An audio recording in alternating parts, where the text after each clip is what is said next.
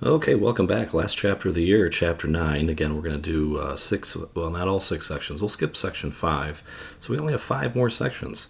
We'll start with section 1 here, where we're just going to talk about all the different ways of representing functions. We have equations that we've used this year. Tables are a great way to kind of get to know things. And graphs tell a great story, a good picture. So we just want to be able to go from one to the other and be able to represent those in different ways. And I think you'll enjoy the worksheets. Are pretty nice to do with this section, so nice and easy peasy.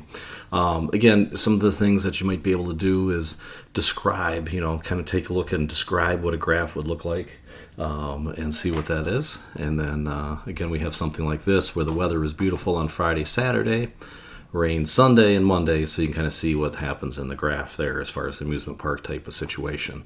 So again, being able to describe those graphs verbally is a good idea, as something we should be able to do.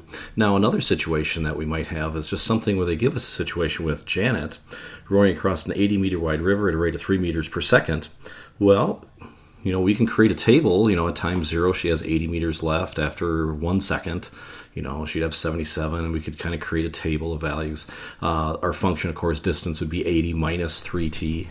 Way to do that. And then if we were to graph something like that, you can see a graph that looks something like this. So multiple representations of different type of situations. So again, we have tables, graphs, equations, verbal descriptions, all those things. And occasionally some are better than others when we do those.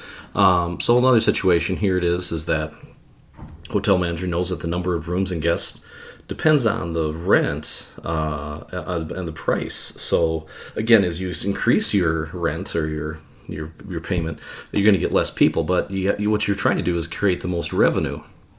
So it's kind of an interesting situation where you might have a table here where you see the price, as the price increases, well, the revenue kind of goes up, and then eventually you'll lose so many people, it'll go down. So again, in a business sense, you're always looking for that point where, hey, I want to get up here, I want to get the most revenue I can or profit. And that's sometimes, if you plot it out on a graph, you can kind of see what the pattern's going to be. So, all right, so enjoy a couple worksheets there for you on 9-1. Check them with the keys. Any questions with that, let me know. I think that should go pretty easily for you. So good luck with that. All right, till next time, I'm Mr. Boone.